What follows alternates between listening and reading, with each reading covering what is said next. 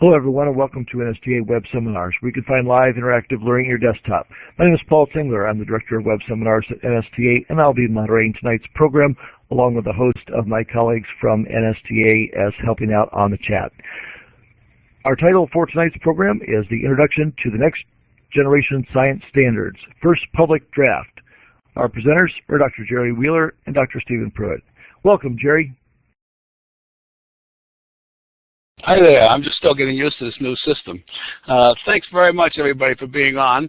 And I have to multitask and move slides at the same time I'm talking, so bear with me for a while.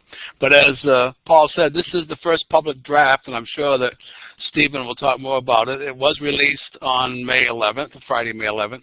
The thing that really excites me is it's really unprecedented to have this much involvement with so many states and stakeholders.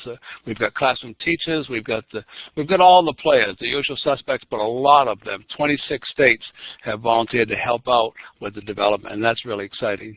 NSTA believes that the next generation science standards will have a profound effect on the influence of curriculum, on assessment, and especially on teacher professional development in the years ahead. So we really encourage everybody, and I appreciate that you're on tonight, really encourage all teachers to review this draft and provide feedback to achieve by June 1st. And let me give you a sense for what our role has been. NSTA has been one of 4 partners in the state-led process. The Academy, through the NRC, the National Research Council, built the framework. Achieve is building the standards with the help, again, of the partners, NSTA and the American Association for the Advancement of Science. In that role, then we provided guidance and reviews directly to NRC on the framework, and now to Achieve on the standards. We provided candidate names for teachers, for writers on the team. We've really been excited by the level of engagement of our partnership. Now our role's switching a little bit. Now we're going to be talking about our outreach, because we have this draft standard out there. Our role now is going to kicking into high gear.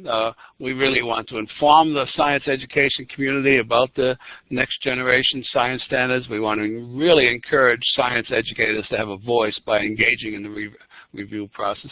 And finally, we want to help educators study and learn more about that document, and I'll chat a bit about that very soon. But right now, where are the resources? Well, NSTA's built a website, our home website, but we built some pages that are specifically dedicated to the next generation science standards. And so if you look right at that spot, if you sign on to nsta.org, and in the upper right-hand corner, we put the Next Generation Science Standards icon right there. Click on that, and that's going to take you to dedicated pages. This particular page is the home page of that sequence for next generation. This is a static page, so I can't scroll down, but when you're doing it, if you scroll down, you'll find some boxes that talk about resources, what's new, a variety of things to help you get on, and a calendar, for example, a variety of things to help you get engaged. So we're really excited that with our partnership, we've been able to set up the situation so the resources, NSTA resources on the next generation, easy for you to obtain.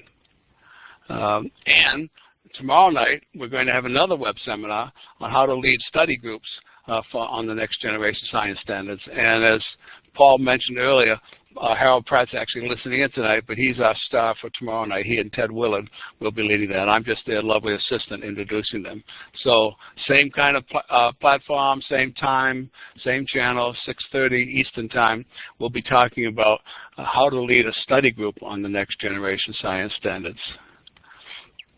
On this web page that I've directed you to, we'll have discussion forums about the next generation standards. That'll be in the NSTA Learning Center, and you'll be able to see a variety of different fora or forum, I don't know, in any event. You'll see a variety of different ways for you to get your voice in the conversation and listen to your colleagues and see what they're doing.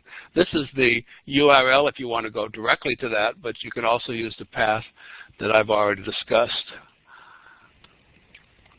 Especially important is we've created a summer institute in partnership with Incella.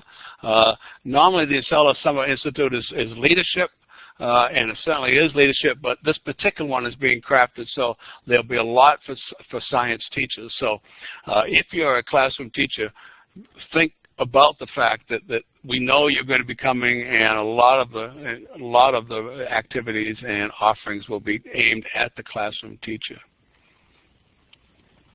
Print resources, of course, all of you that are familiar with NSTA know that we have our journals and we have the framework, and David Beacom in our publications division will be working with the editors to do a lot to help you understand and amplify your teaching with the next generation. We have two. One you know is the framework here, but we also have another one you may not know about, and that's related to tomorrow night's webinar.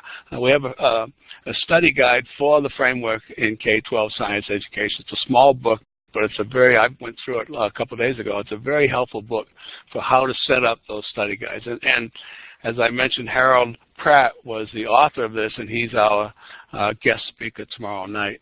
So you may get some top tips from that.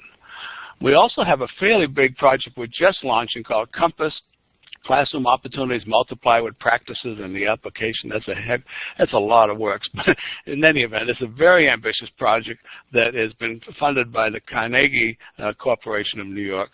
It's going to be a direct connection between NGSS and NSTA resources. So it's a seamless connection. It will support educators in their implementation of the NGSS. So we're really excited about that. Ted Willard, who will also be on tomorrow night, is spearheading that project. And so there'll be an opportunity to discuss that a little bit tomorrow night too. Now what I'd like to do is to switch back to Paul and ask him to help me create this poll on what your level is with your familiarity with the next generation science standards. Paul? Thank you very much, Gerry. And once again, as you have been introduced to the use of the poll, but if you just joined us, you will find the poll voting button. Under the word participant, you will find your name, and under your name, you will find 4 buttons, the last of which is a poll voting button, and it has the letter A there, and you scroll across that, you will now see the letters A through D, and I see many of you are already responding, and again, I want to thank you for doing that, and we'll give you just another moment. And in the meantime, I'll turn it back to you, Gerry, before I display the results. Okay, thank you very much. I'm kind of anxious to see what these results are also. What are we to see? B. I've heard it mentioned, 33%. I've heard it mentioned, but I don't know many of the details. I've attended one or more presentations and read about it in detail. That's pretty good, 36%. But I like that B, that you've heard it mentioned, but this is your first, you need to know a lot more details. And we hope that this webinar and future efforts by the National Science Teachers Association should help you along that path of yours. I want to now introduce our special guest, Stephen Pruitt. Stephen is the Vice President at Achieve. I mentioned earlier that Achieve is the group that is putting together this science standards. He's Vice President for Content, Research, and Development, and Paul just flicked on a slide to show me that I should have said, for more information from NSTA, you've got a website there, nsta.org/NGSS, and you have an email address. Thank you, Paul, for that subtle reminder. Let me go back now to introduce Steve.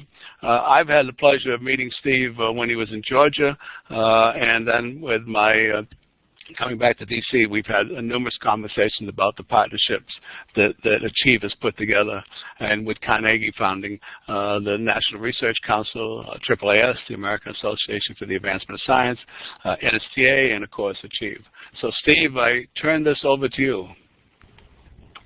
Thank you very much, Gerry. Thanks to NSTA for putting this together tonight, and thank you for giving us an opportunity to talk about the draft of the next generation science standards. I'd like to just start by really just putting some things on the table. The biggest thing that I need everybody to hear is that it's going to be really critical as you review these standards that you are familiar with the framework for K-12 science education that was put out prior to this document by the National Research Council. It's really important to understand that vision for where we're headed.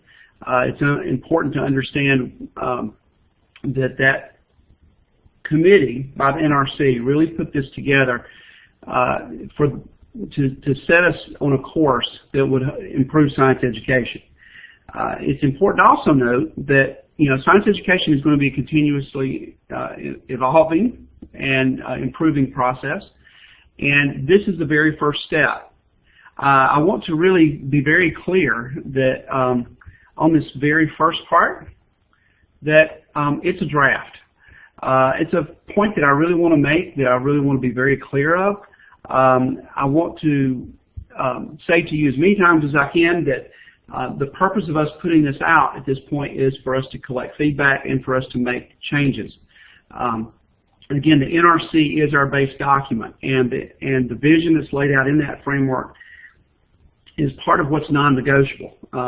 We really are trying to give the state something new and something different, give teachers something new and something different, and also give something that's going to be very clear as to how to help them in their instruction. But also, if at some point there are standardized tests, and I think we all know that in the age we live in, more than likely there's going to be that, that there's very clear directions that will ensure that if we do assess science, that we assess science and not assess the ability of the child just to read. So this public release, as Gerry has mentioned already, began on May 11th. It will go through June 1st. It is the purpose of this, as I said, is to gather feedback and to create a transparent process. We will be releasing a second draft of this later this year, probably sometime in November. And the thing that I'd like to say to everybody here is, we're choosing to do two big public drafts of this because we are not afraid of having that feedback twice. We're also not afraid of the fact that people are going to read it in November, and they have a right to resubmit that feedback and hopefully either say, hey, this is great, we've seen where you've made the progress, or point out areas that you still feel like we need to focus on. It's really, I think a really big deal for everybody to be involved. And I'll talk a little bit more about who's been involved so far.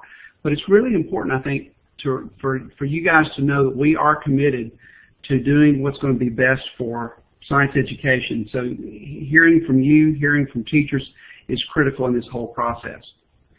So just a couple of quick things. It is a state-led process. We know from how the Common Core was developed that for this to be successful, it has to be state-led. And what that means is those are the folks who actually are going to be adopting the standards. So we have 26 states that encompass 58% of the public school population who have signed on to give serious consideration to adoption and help in the development and writing of the standards. These 26 states range literally from coast to coast, and they have been very committed to this. And at this point, the states have actually reviewed two drafts of the standards, and including members for NSTA, there have been over 1,000 individuals who have already given feedback to the standards development process. The thing is, we know that we're not ready. I want to be very clear, that's why these are drafts. If we felt like we were finished and we were ready, then we wouldn't bother. But we are wanting to make sure that everybody has a voice here, and we also know that we are going to continue to need help in very different areas. The lead states, if you would like to see who those folks are and where to go, you can go to nextgenscience.org. That is our website where everything is housed. We have tried to put everything up there that you might want to know, including the names of all the writers, including the states, who the state leads are. We have these 26 states were joined through an application process. You can go and see what their applications look like as far as from a brief that's on each state. More than happy to put as much out there as possible because we do want it to be very transparent. Writing teams are, we have 41 members of the writing team. Way over half are classroom teachers. I want that to be very clear. We have a commitment. I spent 12 years in a high school classroom myself. I taught mainly in the physical sciences, chemistry, physical science, and AP chemistry. And you need to know that our commitment is that we wanted to ensure that teachers had the real voice here. So through NSTA giving a lot of support here and a lot of great individuals, we put together this 41-member team. This team has K5, 6, 8, 9, 12. It has all the disciplines represented. It has individuals who have backgrounds in students with disabilities, English language learning. It has practicing scientists, practicing chemists, practicing engineers. So it's a very diverse group, and one that really brings, I think, to bear all the stakeholders that are involved in the development of the standards. We also have a critical stakeholder team that continues to work with us. They give us feedback ongoing as well to make sure that we are holding to the vision of the framework. So at this point, I will turn it back over to Paul, because I think Paul has another question for you. Thank you very much, Stephen. And yes, I do. I would like you to respond to this question about your level of familiarity with the framework. We asked about the standards before, but now let's backtrack a little bit to take a look at the framework. So please go ahead and use your poll voting buttons. If you had joined us after the introduction and don't know where the poll voting button is, if you look under the word participant, the next thing you'll see under there is your name. Underneath that, there are 4 buttons, the last of which is the poll voting button, designated by the letter A, and when you mouse over that, you will see the options A through E for you to vote, and I see many of you have done that, so I'll pass the mic back to you, Stephen, while I display their answers. Thank you very much.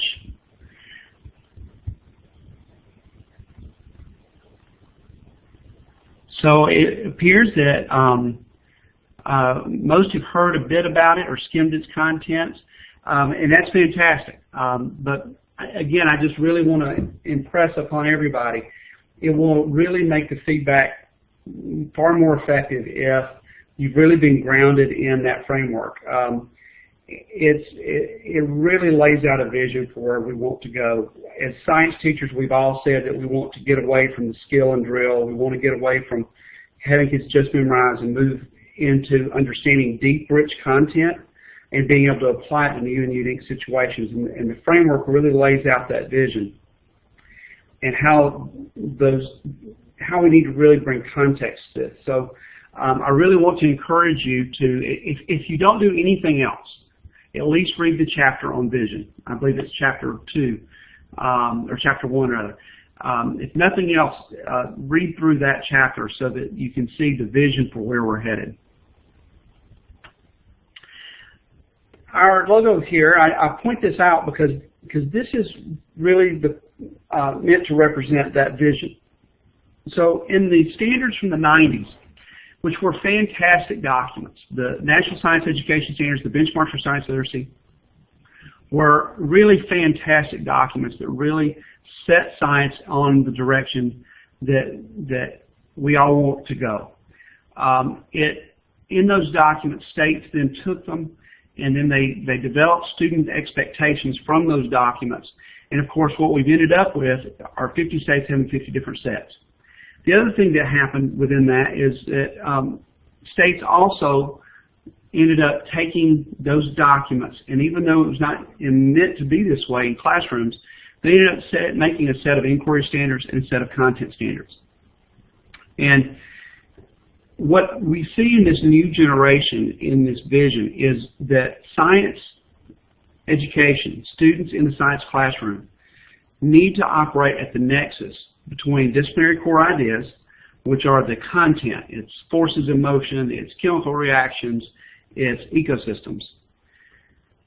But that has to be applied through the science and engineering practices. Issues like being able to pose questions, to develop and construct and develop models, to construct explanations based on evidence, to construct arguments based on evidence. And then there needs to be a tie between the different content areas through cross-cutting concepts. The ability of a student to seek patterns, to seek cause and effect, to really understand that matter and energy are the same regardless of whether you're talking about biology, chemistry, or physics.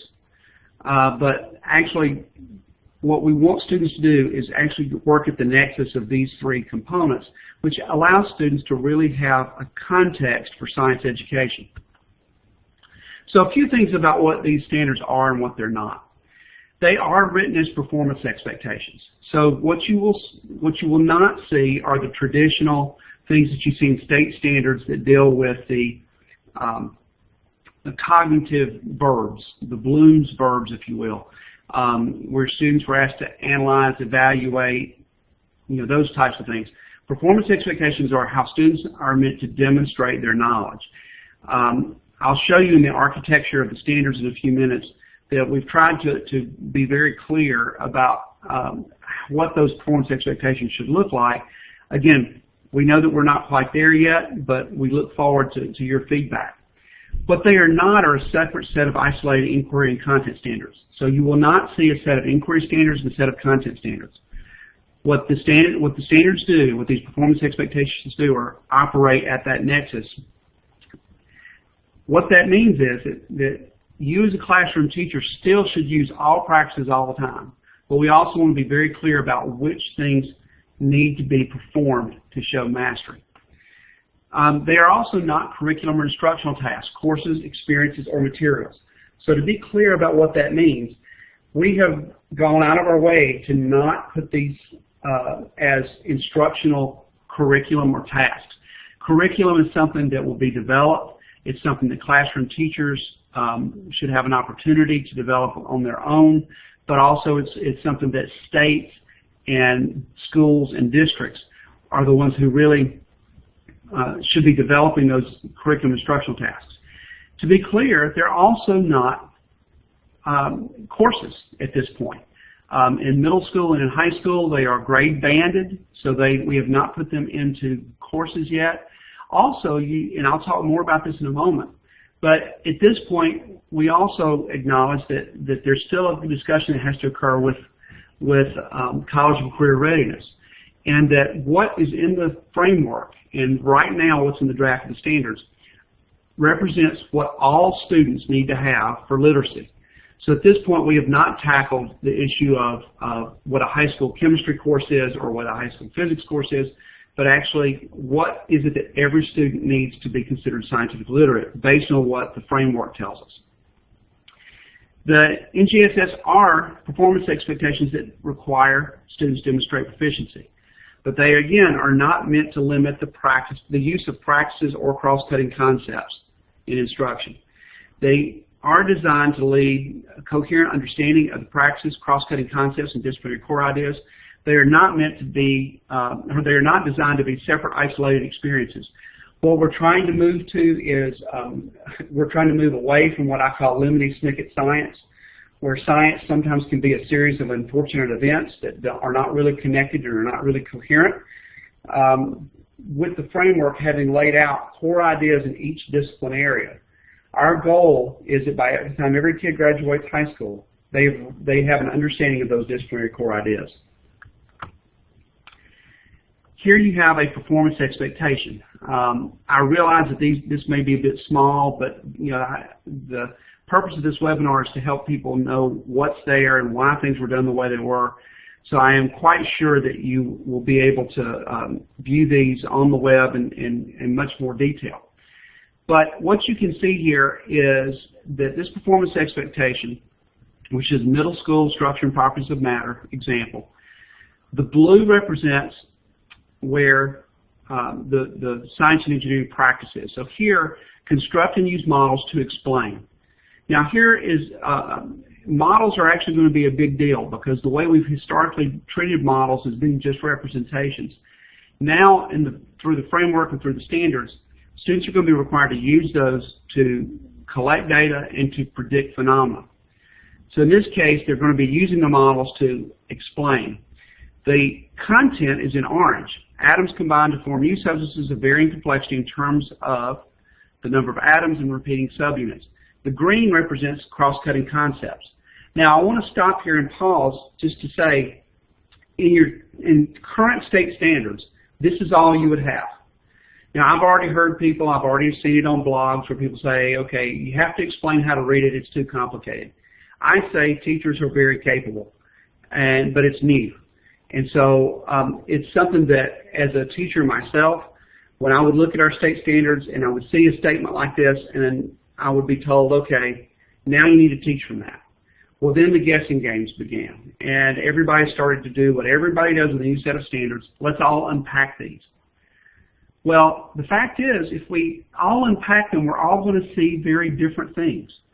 So we had to pack these to write them. So what we want to do is just be very clear about what it took to write this performance. So one of the things here that we learned from our international study, for instance, is that lots of examples are given in the top 10 performing countries in PISA. So you'll see in many of these a clarification statement that has examples of what using models may be, or in this case, it's examples of, in middle school, they should be dealing with hydrogen and oxygen and combining to form hydrogen peroxide and water. Clarification statements will continue to be evolved. I think that actually what you're going to see in future iterations are a much larger emphasis in the clarification statement on how the cross-cutting concepts really fit. The other part here in red is an assessment boundary. These assessment boundaries are meant to be very clear about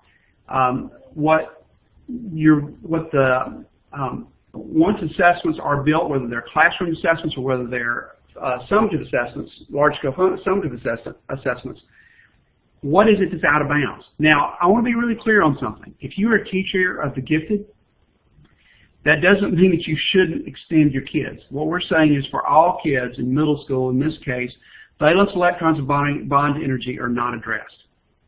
Now, so here we have these colors, and I actually am seeing some people even comment on the colors in the chat box already. So here's what we know from people who have seen this already. Roughly half the people love the colors, half the people hate the colors. So we actually have built the web where you can either look at it in color or look at it in black and white. We are trying to be somewhat the Burger King of standards delivery, in that you can have it your way. But if you'll see more about that in just a second. But we're not done yet. So still, there's a way that if you're looking at this, you're going, okay, fine, we have clarification statements, fine, we have assessment boundaries. But what does it really mean to construct and use a model? Or what do I need to have my kids really understand to talk about atoms combining? So what we've done is we've taken the foundation from our document, being the framework, to be part of that unpacking. The gray box says, the performance expectations above are developed using the following elements from the NRC document, a framework for K-12 science education. So, just to be clear, the orange box, the disciplinary core ideas, this is word for word from the grade band endpoints.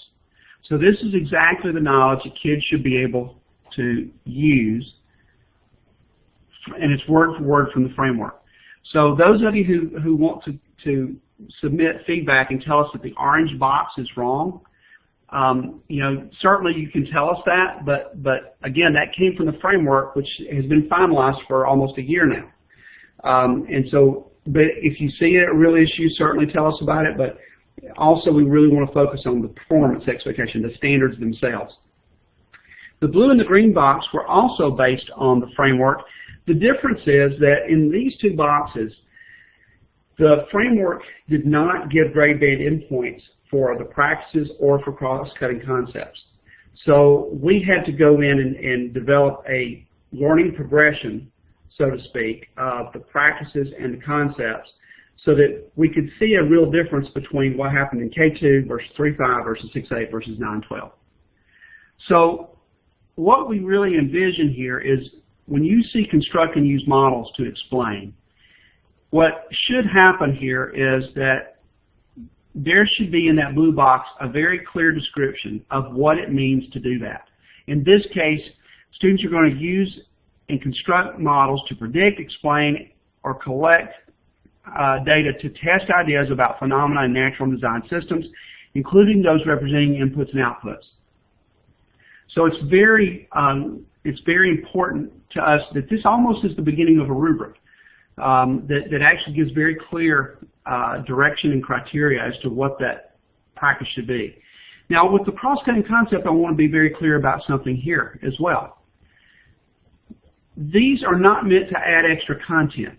This is meant to be a connection. So in this case, you see patterns. The issue here is that macroscopic patterns are related to the nature of microscopic and atomic level structure.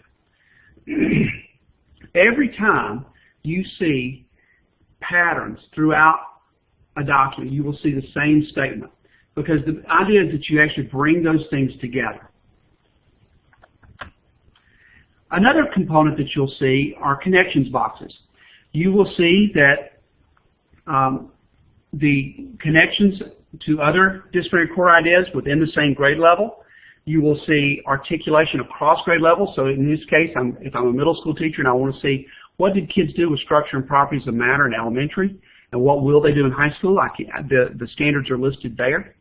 And also connections boxes that are the Common Core State Standards connections, so that you can see which math and language arts are actually connected to, or would be best used with, or that are needed to understand these particular performance expectations. Now, I will tell you that at this point, especially middle school and high school, the cross-cutting or the Common Core State Standards are not as explicit as they eventually will be. The reason for that is not because we were lazy. The reason for that is the standards are still moving, they're still changing, and until they become a little bit more solid, until we move, from the pudding more to the brownies, we have to be a little bit. We want to be more as clear as possible. Now, what I also want everybody to know, I'll talk about this a little bit more in a second too, but on the web, and I really push you to look at the web, use the web to review the standards. All of these are going to be connected. So actually, if you want to learn more about science and engineering practices, especially regarding models in this case, you'll be able to click on the blue box, and it will take you to the actual page in the framework on the web. You can not only read what we have, but you can also read what's in the framework from the actual NRC. This is an example of the science and engineering practices. You'll see that, well, maybe a little hard for you to see, but the green gives you the detail, it gives you kind of a definition of what we're looking for with regard to the various practices. In this case, I'll point out the fact that this is about constructing explanation and design solutions. This is a really big deal. Understanding how to construct an explanation and then contrasting that with arguments are really important. So when you're reviewing this, I have to put this little plug in that when you're dealing with an explanation in science, it's not the way, unfortunately, we've dealt with explanations historically. And I'm sure that this may not be the case for many of you, but unfortunately for me, when I was in my classroom, oftentimes when I said the word explain, I really meant regurgitate the definition that I gave you yesterday. But a scientific explanation actually involves evidence. It's important to note that in these practices, when you look at the green box, you'll be able to see that here, for constructing explanations and design solutions, these are the products of science. An explanation is a product of science. It's not something that the kid just comes up with.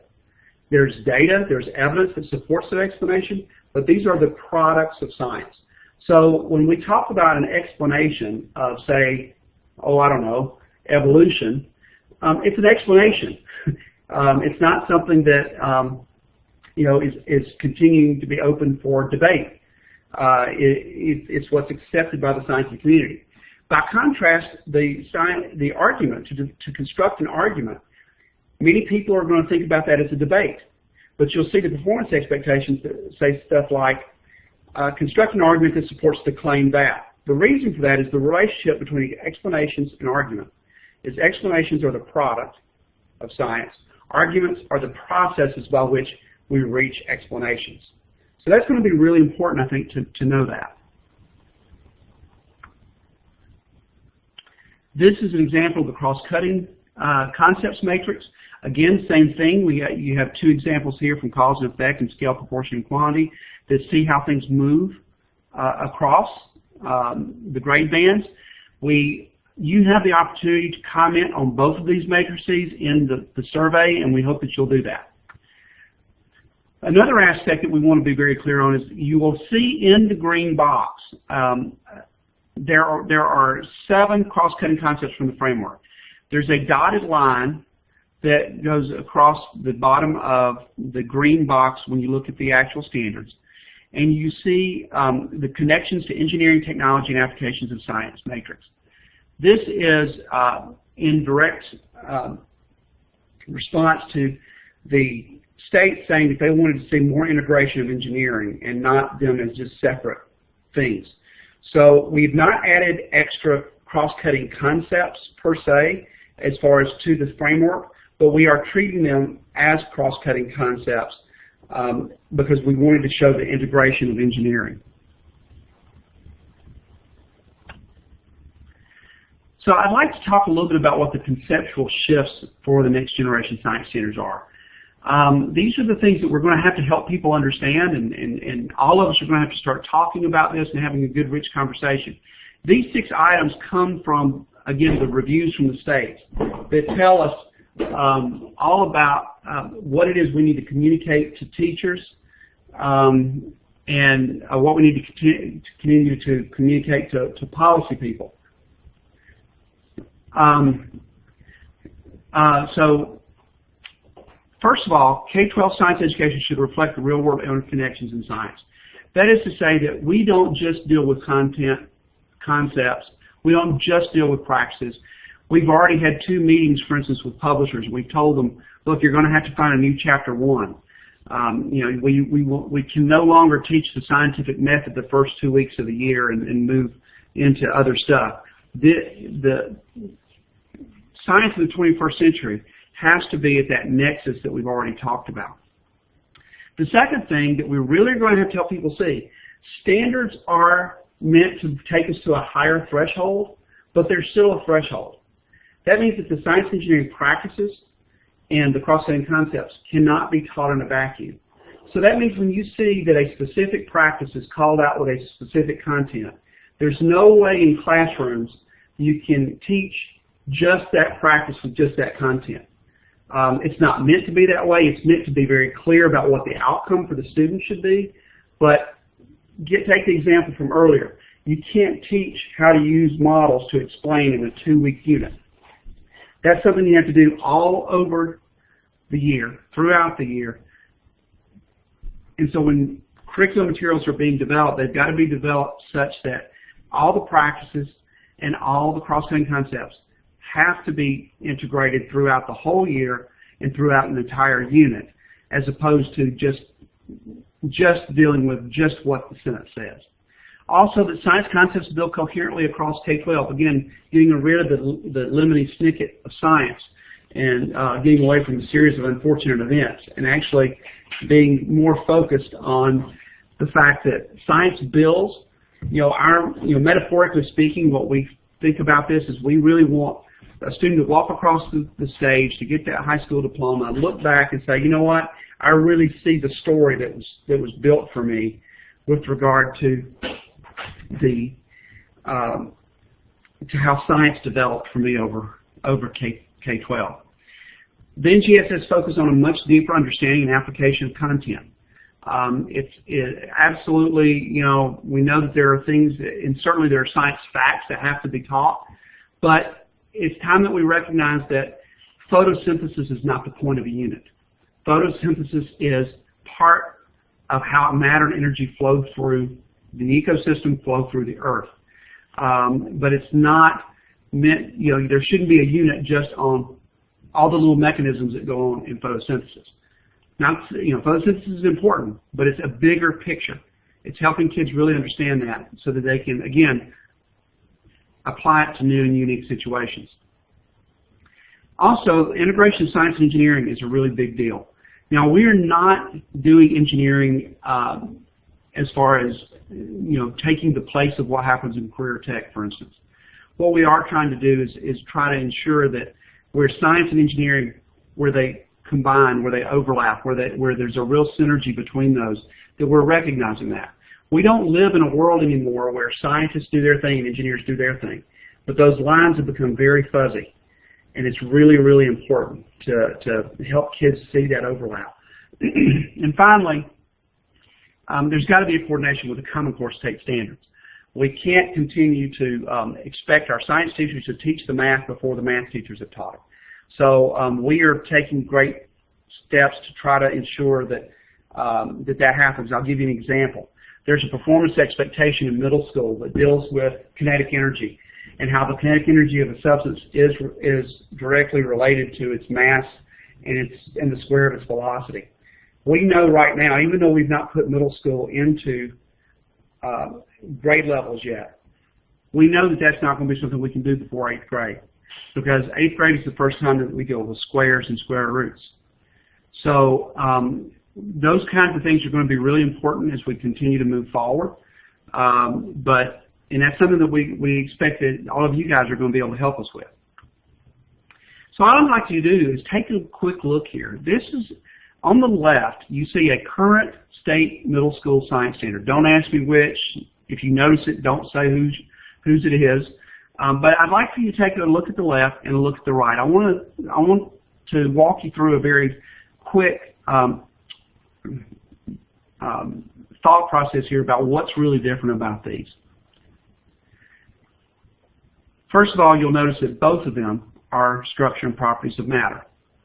That's really important, because one of the first things everybody's going to want to do is actually go through and do a crosswalk.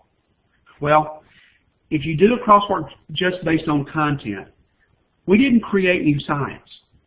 The science is there, but when we stop and take a deeper look at this, look at the cognitive demand that's different here. So what I'd like to point out is look at the verbs from the current middle school science standard. Distinguish, describe, describe, distinguish, distinguish, recognize, identify, and demonstrate.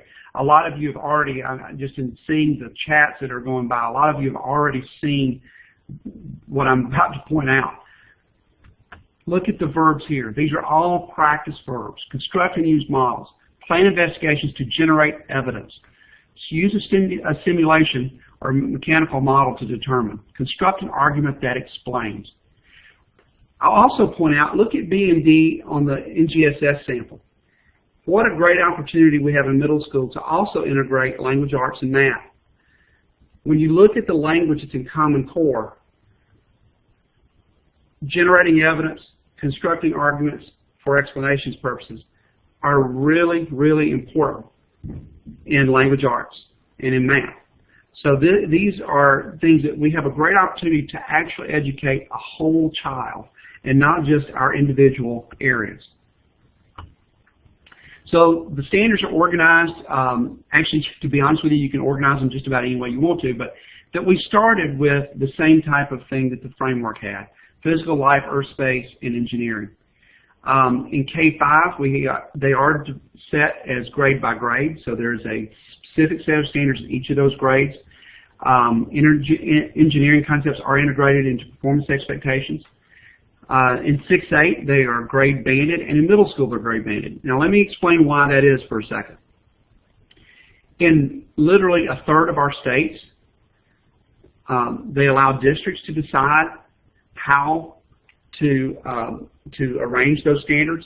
In the second third of our country, the state uses discrete courses in middle school, meaning they have earth 1 year, life 1 year, and physical 1 year.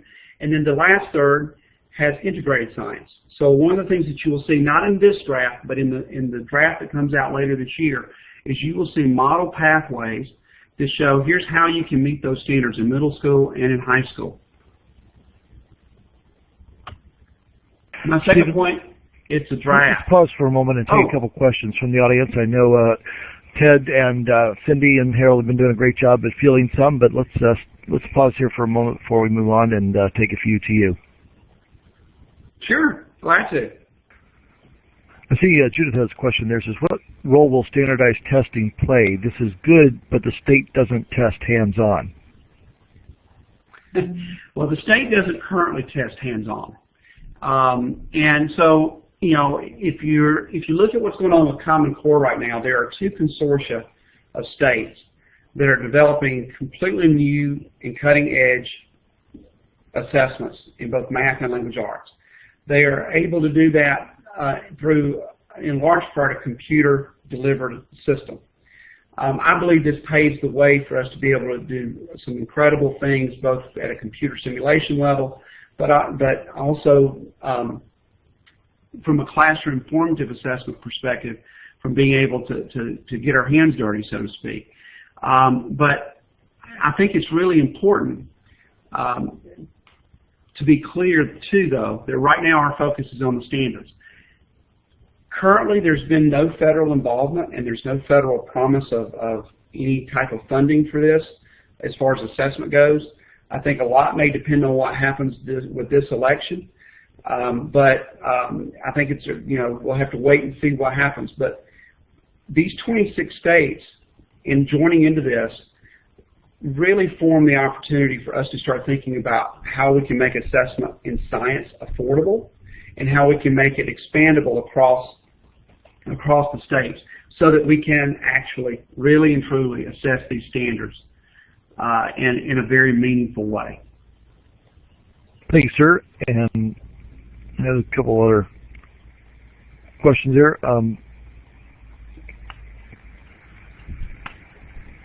And I lost the one I currently had. Actually, a question from earlier here that says, are the state team's feedback weighted more than the individual or group's submission? We look at every comment that's going to come in. We had today between 11 and 12:30, we had 42,000 visitors to the website. Not 42,000 submissions, but 42,000 visitors. If we get 42,000 comments, we're going to read 42,000 of them. Obviously, we are going to work with the states, and what we will do is we will convene the lead state partners, and we're going to deliver to them all the feedback, whether it was an individual, whether it was a group, whether it was a school, whether it was a district, whether it was multiple districts. We are going to look at every bit of that feedback, and we're going to share that with all the states, and the states are going to help make decisions about directions, and especially if there are issues that we see that come up, but there's not really a good way to solve them. They're going to help us think through that. But every comment is going to be read, evaluated, and we will do all we can to address those. I think, to be fair, obviously we can't do what everybody says, because if we did, we'd never be finished. And frankly, if we did, we would end up with what we've always had, because typically in state standards, that's what happens a lot, is everybody gets their own stuff in. But I can guarantee you that we will certainly read everything. We will certainly make every attempt to address every single comment. Great, thanks, sir. We'll take a couple more before we move on. Pam had said, can you clarify, will there be a year of biology in middle school or a mix of physical and bio within one grade level? So there will be, in the model pathways, what you'll see is I say this because it's very early. We haven't had these full conversations yet. But certainly we have a set of states that has integrated standards that has all three content areas in each grade. To be perfectly honest with you, I think it's going to be hard to have just a pure year of life sciences, because there are things, because of how the framework was integrated, because of how we're trying to integrate, there are pieces of earth and pieces of physical that make more sense. You may have a year that has a life science focus, but there are some things in physical and earth that actually would make more sense if they were actually put together. That actually will be very helpful. You will eventually start seeing, I just saw this flash across the screen too, we are eventually going to be doing some type of map on the cognitive development of the standards, not necessarily the instructional component, but certainly on the building of that across time. And that will help us with building those those model pathways.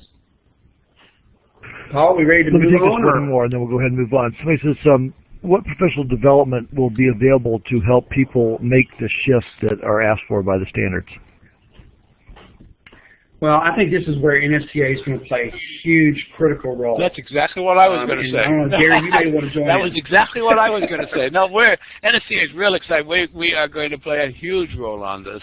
It is a very rich document, and it will be, I assume, as we head toward the end. And that document is going to need, teachers are going to need some rich, rich professional development, and NSTA is already moving in that direction. So we'll be talking to you and hearing from you about the kinds of things you'll need. I did mention in my presentation about the compass, but that's just one piece at the tip of the iceberg, and then we'll be on top on that one. Thanks, Steve. Yes, sir. And I, just everybody on the phone, you need to know that this will not work without us all realizing that we're all in this together. And I can't tell you the comfort that I have in having the National Science Teacher Association as a very strong partner. The thing that's fantastic about NSTA is it's not a membership organization that just gives lip service. It's going to be a proactive organization that's going to get out and really be supportive of teachers and helping make science education in this next iteration really successful. So, all of you spread the word. We need to get, and this is not, I have not been paid by Gerry or anybody else to say this, but everybody needs to make sure that every science teacher in this country is a part of NSTA. Paul? That's fine. Let's go ahead and move on. Thank you very much. Okay. So this is our website. It's at nextgenscience.org. When you click, let me go back one. Here, when you click on Next Generation Science Standards, you'll go to this landing page. You'll see on the left there's a series of documents. There's how to read the standards. Again, and I've already heard it from people. I've seen it on the blogs where people are saying, "Oh, it's way too complex." And I know that everybody has their own opinion. But again, for me, I look at it and say, really, you want to complain about the fact we're giving you more information. It's not something that we just don't want. We want to try to negate as much of the guesswork as possible. And so we really want people to feel that, but I won't lie to you. The first time you use it, the first time you get in there, you are going to have to really work at it. And the more you work with it, the more comfortable you'll become. But it's going to have to be something that you do become very acquainted with. There's a set of front matter. Please read that front matter before you get into this. It has some detail from the framework. It gives you some perspective about the standards themselves. It gives you some of the development aspects of things. Please read that. I think it's really helpful. The survey is a PDF that actually kind of gives you a little bit about what the survey looks like. We have a document that goes more deeply into the conceptual shifts that I did on the slide a minute ago. It's about a 3-pager that really goes into detail and actually gives some pretty clear examples. It gives actually some model examples and that sort of thing that I think can be very helpful to you. Ramona, the state testing that's one of the benefits to this with 26 states. Once a state adopts these, their testing is going to have to get involved. Because as you saw in that last sample I showed you, the reason why our state tests are the way they are is because that's the way the standards were written. Once they adopt these standards, you can't separate inquiry from content anymore. Sorry, my ADD kicked in there for a minute and I went to the chat box. Engineering, Technology, and Applications of Science in the NGSS, that's a chapter that really talks about how that engineering and technology is being applied through the standards. There's a document called The Nature of Science in the NGSS. The original documents in the National Science Education Standards and Benchmarks for Science Literacy had a lot about the nature of science. And it's in the standards, but you might have to look a little bit harder for it. This is the very first part of a of a chapter that will continue to evolve that really talks about how you can help kids understand that nature of science, how scientific knowledge is acquired and used. Somebody just asked, can you get just a PDF? Yes, you can get a PDF of the whole standards, but I really encourage you to not do that if you can, because I think it'll be really helpful for you. College and career readiness is another component that I think really important for people to know. You know, I saw somebody commented that, you know, when they look at their AP chemistry standards and they look at these and they say, oh, they're so far apart. Well, first of all, they're AP chemistry standards. You know, they're for college courses. But again, like I said too, a reminder, this is for all students. We are going to be going through an exercise with post-secondary faculty. What that means is both university faculty who teach entry-level science courses, also faculty from two-year community colleges, two-year technical colleges, and certification programs, certificate programs, to really look at the high school standards to determine, are these going to be college and career ready? If a student is able to show proficiency in these, will they be successful in their first year of college or in their certificate program? We have a chapter on diversity and equity. It's all standards, all students. We are really committed to this. Now, what you'll see here, this is just a very small paper. We have a full subcommittee of those 41-member writing teams. This is their focus. They read the standards to help us identify bias in the standards, but they also are working on very practical ways to help students access the standards. So my direction to them is, look, you need to give the field something they can really use. They can go out and read the research, and there will be some of that, of course, but also what are just the practical implications? How can you really help kids access this? We chose in this first draft the groups of English language learning and students with disabilities to just give an example of where we're headed, but you will eventually see a full chapter there that will include vignettes and will include practical ways to actually, strategies to help them understand how to help kids really access all of these standards. There's a document about public attitudes toward the science standards, something you might be interested in that is a survey that we had done of voters to see if the country was ready for common science standards. And so you may want to take a look at that. There's a video about NGSS and of course the practices in cross-cutting matrix progression matrices. Now, you can also at this point do a couple of things. You can search the standards by topic, or you can search by individual performance expectations. If you click on the topic, then here's what you have. You can actually filter the area here where you see this area here with the grades. You can pick what grade you want to look at. You can also click what discipline you want to look at. Or you can come down here and select by topic. Now here's the thing I want to be real clear on. These may not be the topics that you're used to.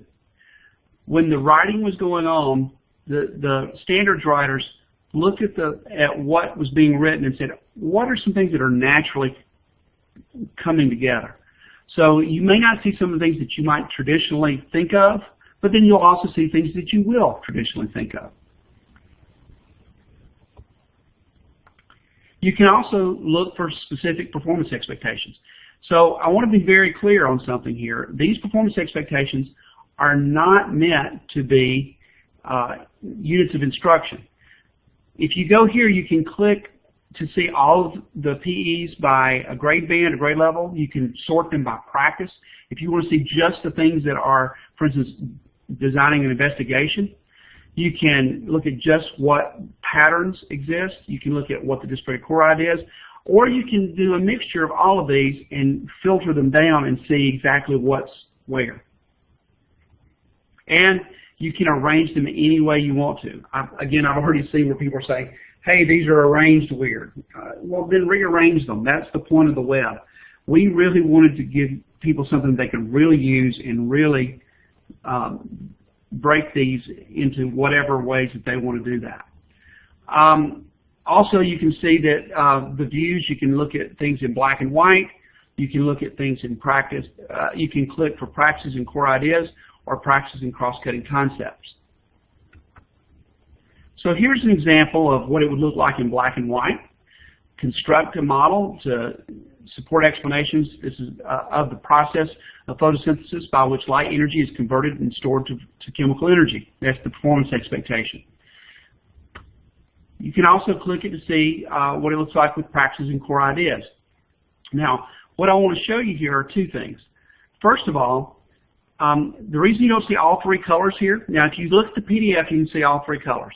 But the reason why all three colors are not here is because some of the feedback we got from the states and from NSTA was, you know, there are times that the cross-cutting concepts overlap with the disciplinary core idea, and frankly, we couldn't come up with a nice zebra font. So as part of the feedback, we put on the web, you're able to look at practices and core ideas or practices and cross-cutting concepts. As you mouse over, so here, if you moused over the construct a model, support explanations, you remember those foundation boxes? This is actually the foundation box for Part A, only for Part A.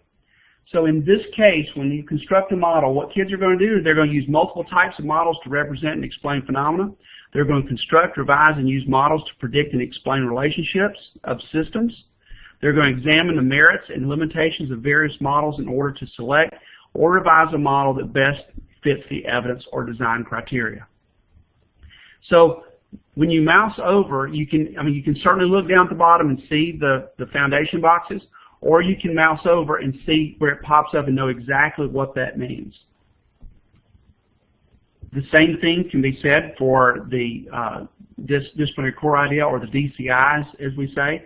If you mouse over the orange here, the process of photosynthesis, what you see is the process of photosynthesis converts light energy to stored chemical energy by converting carbon dioxide plus water into sugars plus released oxygen. So it's really and truly a way to be very clear about what each of those different components mean.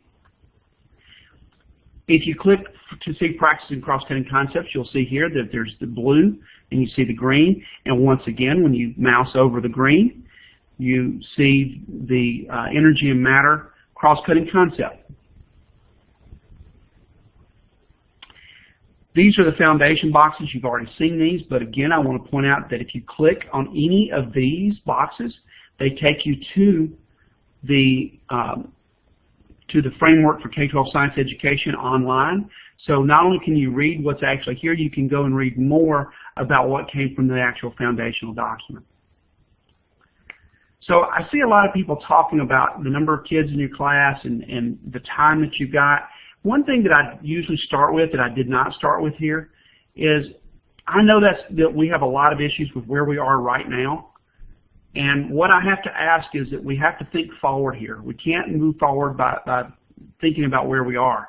I know that there's a lot of work to be done. Please know that I do not diminish that at all. In fact, you're going to see at the end of this presentation, we are working with states to start them thinking about policies to ensure that science education is done properly. But really, it's great to focus right now on how to make these standards the best that we can. In addition, you can also go down here to the connections boxes and click on any of these, and they take you to exactly to that topic. So you don't have to flip back and forth. It actually will allow you to go back and forth. And in the Common Core connections box, eventually those will be connected. At this point, the links won't be live, again, because we know that they're still moving. So I want to show you this. I don't know how many of you have had an opportunity to really see this, but we have an incredible opportunity to teach children here. This Venn diagram is the result of a group that's working out of Stanford University that has looked at the mathematical practices from Common Core, the student profile from English Language Arts Common Core, and the science and engineering practices from the framework.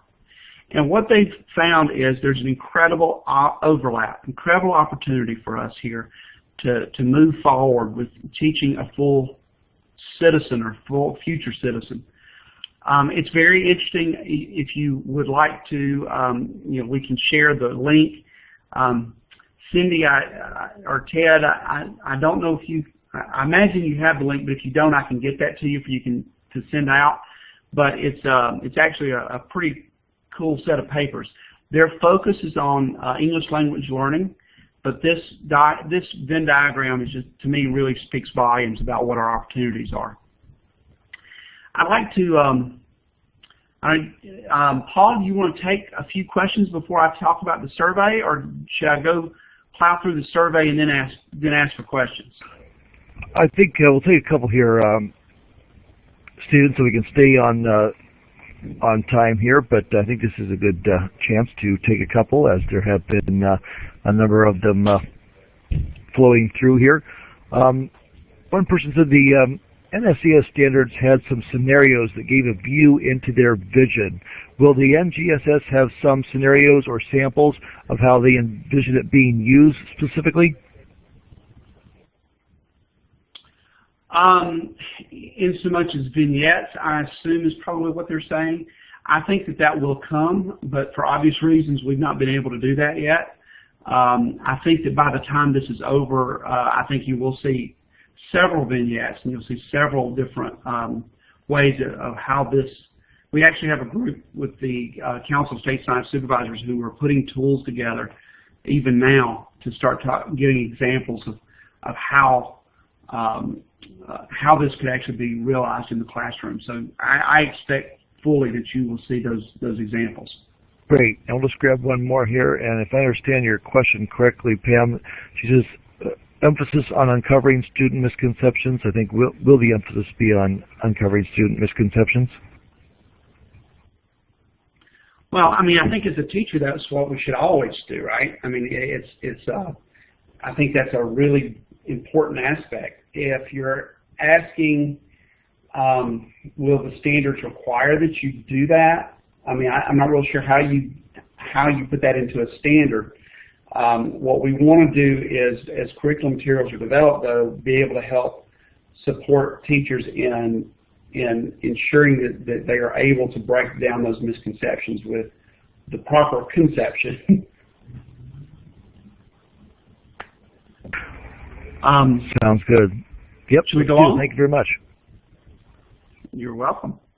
So very briefly, just some items I want to make clear as you go into the survey. All the items in the table of contents are separate surveys. It's really important that you know that, because because of how we have arranged this to allow people to actually respond to different aspects or respond to different components, rearrange things, there had to actually be separate surveys in each place. So it's important that you understand that each of those are different surveys. Users may access all the surveys. You may do a single survey, or you can do partial of any survey. No problem with any of that. Again, trying to be the Burger King here, have it your way. You give us the information that you want to give us. To access the survey, you'll need to register your email address and create a password. Then you'll just need to re-enter your email and password as you enter each survey. Users may save each entry by clicking Next. So in other words, as you fill out the survey, when you click Next, it automatically saves it. The thing you've got to know is at the very end, and I'll show you a picture of where I'm talking about here, but at the very end, do not hit Submit until your feedback is complete. Once you hit Submit, it will lock you out. So this is the landing page. When you go to the website or to the survey, you will see this as your opening. Here are the sections. So there are 5 different surveys that a person can take. You can, of course, it gives you directions about how to navigate between, and then how to save your work. If for some reason you do have some problems, there is a way that you can find your password. If you really have difficulty, you can email Sharon Welch at the Achieve offices, and she can help you with that password. But there is actually a way to retrieve your password. So this is the end of every survey, and you will see it says in red, warning, once you submit this survey, you will not be able to access it. So to try to make it as clear as possible, the way this happens is you actually have to type the word submit. Once you type that word submit in this box and hit next, then you're done. And that has been passed on to us at that point.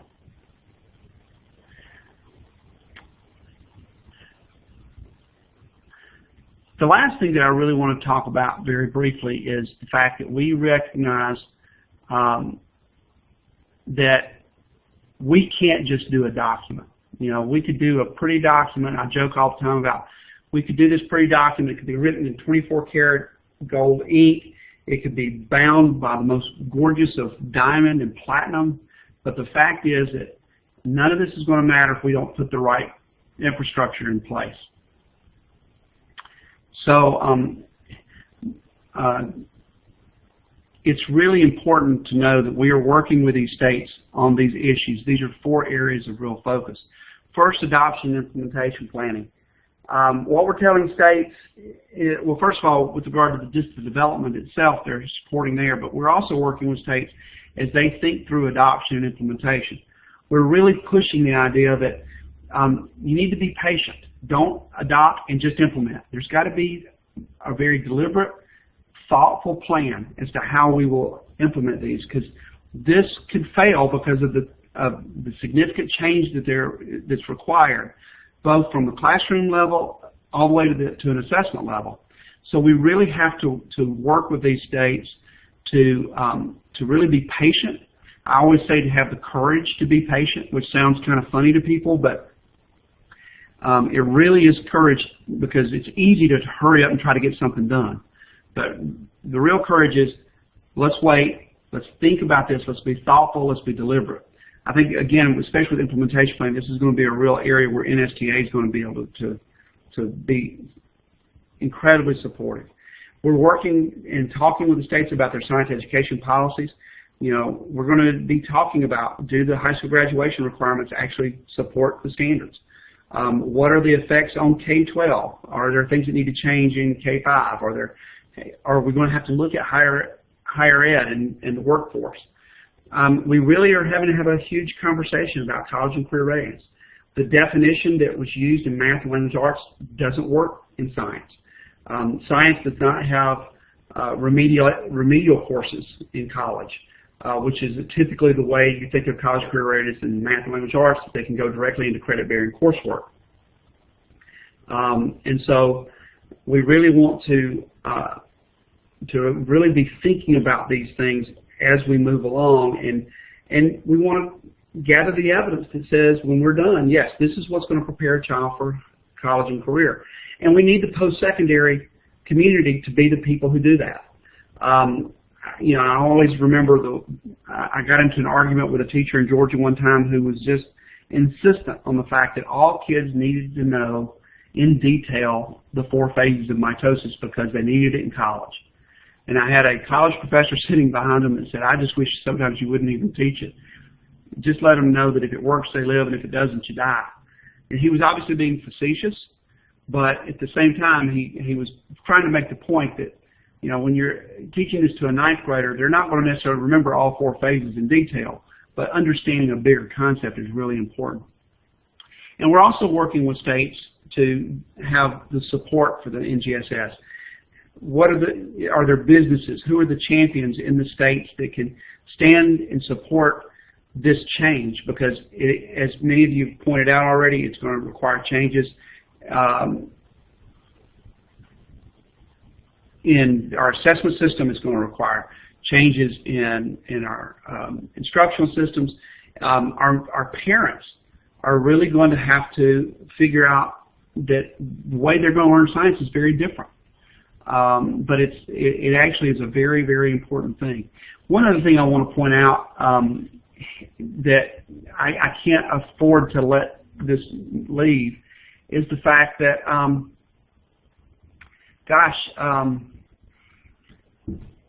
we have these 26 states which are leading, but you need to know that there's an initiative that goes on again with the Council of State Science Supervisors where we have met and have, there are 41 states plus the District of Columbia that are sending teams of 5 to plan together, to coordinate together, to discuss together the adoption and implementation of the framework and the standards. So this is something that's not going to be just in these 26 states. So even if you're in a state that's not a lead state right now, it doesn't mean that they're not interested. It doesn't mean that they're not important. Actually, they didn't have, or they didn't feel they had the capacity or the resources to be a part of this, because remember, part of this was they had to commit to give serious consideration to adoption, but they also had to convene broad-based committees at their own expense.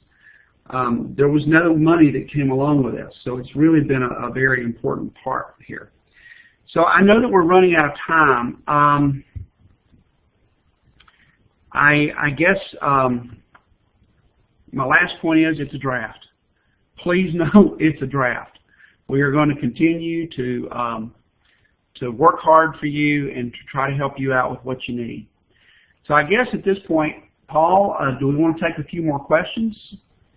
Well, I'll tell you what, Stevie, you've done such a fantastic job that we're right on time to go first to our evaluation. So we'll do that in case people need to be moving along. We'll stay on time, and then we'll come back with a Q&A there. So if you go ahead and turn off your microphone just so that we don't get any additional feedback here while I go through a few closing slides, and then we'll go through our evaluation. So please, first a round of applause for tonight's presenter, both Gerry Wheeler and also Stephen Pruitt, for giving us that great informational overview of the new generation science standards.